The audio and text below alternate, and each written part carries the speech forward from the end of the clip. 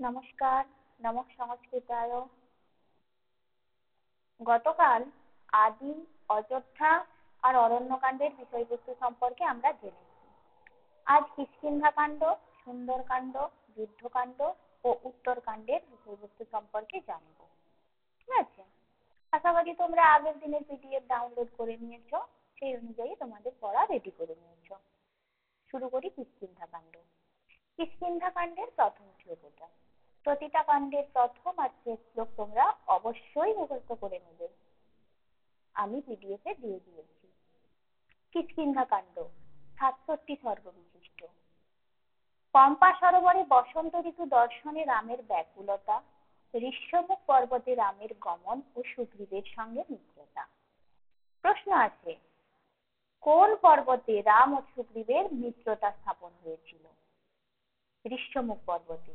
কোন কাণ্ডে? এটাও আসতে পারে কিষ্কিন্ধাকাণ্ডে, মনে রাখবে। সীতার অলংকার দর্শন কোন কাণ্ডে উল্লেখিত আছে? কিষ্কিন্ধাকাণ্ডে। এগুলো ইম্পর্টেন্ট প্রশ্ন, এগুলো আছে। আর কি আছে? রাম দ্বারা বালিবধ, এটাও ইম্পর্টেন্ট, মার্ক করে নিও।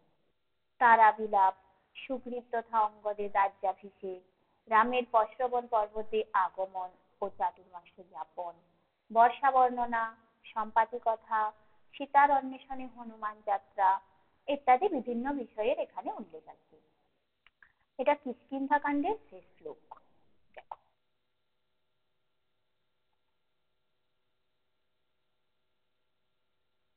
এরপর আছে সুন্দরকাণ্ড। হ্যাঁ, বলে রাখা ভালো, কিষ্কিন্ধাকাণ্ড সব থেকে ক্ষুদ্রতম কাণ্ড। রামায়ণের ক্ষুদ্রতম কাণ্ড হলো কিষ্কিন্ধাকাণ্ড। এরপরে আছে সুন্দরকাণ্ড। সুন্দরকাণ্ডের প্রথম শ্লোক এটা, পড়ে নিও। সুন্দরকাণ্ড ৬৮ সর্গ বিশিষ্ট। হনুমান দ্বারা সমুদ্র লঙ্ঘন এই কাণ্ডেই হয়েছিল। লঙ্কা প্রবেশ, সুরসা সাপিনী উদ্ধার, হনুমানের লঙ্কাপুরী ভ্রমণ, অশোক বাটিকায় সীতার সঙ্গে সাক্ষাৎ, অঙ্গুরীয়ক বর্ণন, অক্ষয় কুমার বধ, বন্দী অবস্থায় হনুমানের রাবণ সভায় গমন, বিভীষণ দ্বারা দূতবধ নিষেধ তথা হনুমানের লেগে অগ্নি সংযোগ, লঙ্কা দহন, রামের নিকট সীতার মণি প্রদান, হনুমানের ফিরে এসে বানর সহ মধুবন ধ্বংস, রামকে সীতার চূড়ামণি প্রদান তথা সীতা বৃত্তান্ত শ্রবণ করানো। প্রশ্ন আছে এখান থেকে যে সীতা দেবীর সাথে হনুমানের কোন কাণ্ডে দর্শন হয়েছিল, কোন কাণ্ডে মিলন হয়েছিল? সুন্দরকাণ্ডে। এই অঙ্গুরীয়ক বর্ণন একবার ডব্লিউবিসিতে কোশ্চেন এসেছিল, সম্ভবত ২০২২ সাল।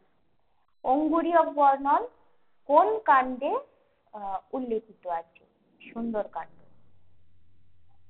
ঠিক আছে? আর লঙ্কা দহন, লঙ্কা দহন কোন কাণ্ডে?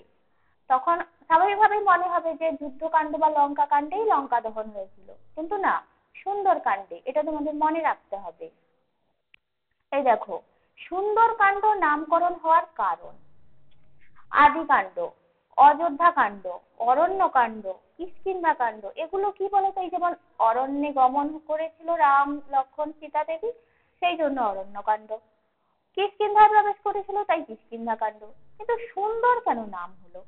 তার কারণ হিসাবে বলা হয়েছে, এই কাণ্ডে সংকট তথা বিষমকালে শুভ সমাচার প্রাপ্ত হওয়ার জন্য সুন্দরকাণ্ড বলা হয়। মানে সীতা দেবীর হরণ হয়ে গেছে, রামচন্দ্র প্রচুর পরিমাণে বিমর্ষ হয়ে পড়েছেন। এই সময় তার সংকট মুহূর্তে তিনি যখন সীতা দেবীর খবর পান, তখন তার মনে অনেকটা আনন্দ আসে। এই যে বিষমকালে তিনি শুভ সংবাদ পেলেন, সুন্দর সংবাদ পেলেন, তাই এই কাণ্ডের নাম করা হয়েছে সুন্দরকাণ্ড। এটা ১ নম্বর কারণ। দ্বিতীয় নম্বর কারণ কি? এই কাণ্ডের নায়ক হনুমান। এই কাণ্ড জুড়ে হনুমানেরই কৃতিত্ব প্রদর্শন হয়েছে। সেই জন্য এই হনুমান, ওই হনুমানের আরেক নাম সুন্দর, তাই বলা হয়েছে এই কাণ্ডের নাম সুন্দরকাণ্ড। আর কি কারণ? আরেকটি কারণ, অন্য কাণ্ডের থেকে অধিক কাব্যাত্মক হওয়ার জন্য একে সুন্দরকাণ্ড বলা হয়। যতগুলো কাণ্ড আছে তার মধ্যে সুন্দরকাণ্ড প্রচুর পরিমাণে কাব্যরসে পরিপূর্ণ, সেই জন্য সুন্দর কাব্যরসে পরিপূর্ণ হওয়ার জন্য এই কাণ্ডের নাম সুন্দরকাণ্ড। দেখো, এখানে হনুমান আর সীতা দেবীর যে মিলন হয়েছে তার ছবি দেখানো হয়েছে। দেখো, মা সীতা দেবী আর এখানে হনুমান। এই দেখো শেষ শ্লোক, সুন্দরকাণ্ডের শেষ শ্লোক এটা। এরপরে আসি যুদ্ধকাণ্ড। রামায়ণের সর্ববৃহৎ কাণ্ড হলো যুদ্ধকাণ্ড বা লঙ্কাকাণ্ড। প্রথম শ্লোক এটা।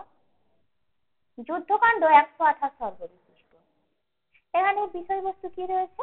রাম দ্বারা হনুমান প্রশংসা, শ্রীরামের সাথে বানর সেনার সমুদ্র তটে যাত্রা, সমুদ্রের নিকট প্রার্থনা ও সেতু বন্ধন, অকম্পন, প্রহস্ত, ধূম্রলোচন, বজ্রদংশ প্রভৃতি রাক্ষস বধ, কুম্ভকর্ণ বধ, লক্ষণকে শক্তিশীল, হনুমান কর্তৃক গন্ধমাদন পর্বত আনয়ন ও লক্ষণের পুনর্জীবন, এই সমস্ত ঘটনা এই যুদ্ধকাণ্ডে দেখা যায়। আরো আছে, প্রশ্ন আছে কুম্ভকর্ণ বধ কোন কাণ্ডে দৃষ্ট হয়? যুদ্ধকাণ্ড বা লঙ্কাকাণ্ড। ঠিক আছে, এই যে নাগপাশে রাম লক্ষণ নাগপাশে যে বন্দী হয়েছিল কোন কাণ্ডে দৃষ্ট হয়? যুদ্ধকাণ্ডে দৃষ্ট হয়। মনে রাখতে হবে, এগুলো মার্ক করে নিও।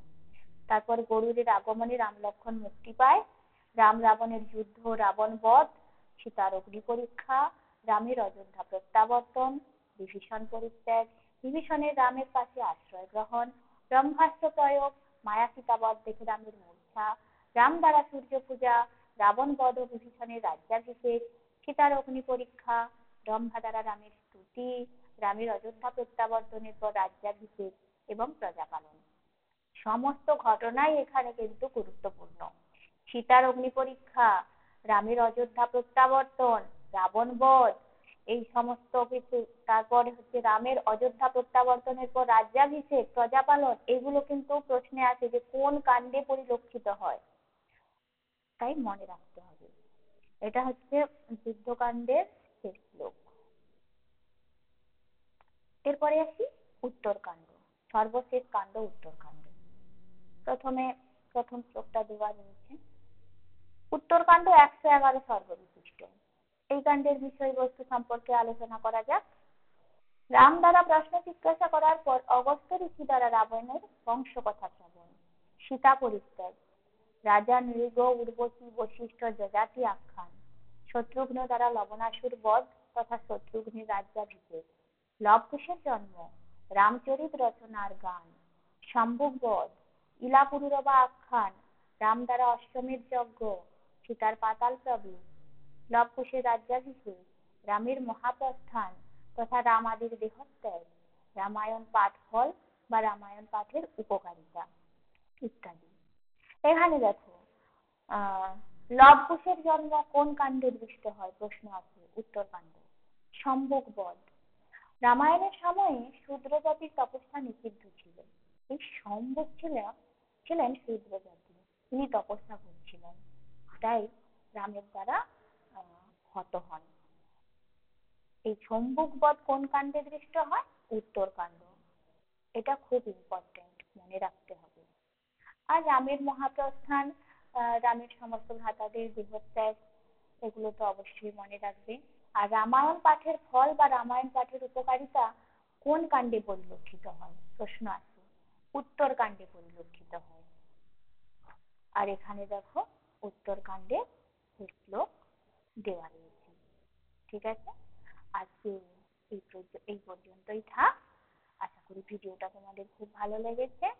ভিডিওটা ভালো লাগলে চ্যানেলটা সাবস্ক্রাইব করে নিও, আর পাশে থাকা বেল আইকন প্রেস করে নিও, আর ভিডিওটা লাইক, শেয়ার, কমেন্ট করে দিও।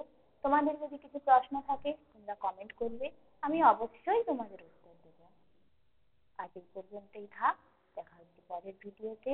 নমস্কার, নমঃ।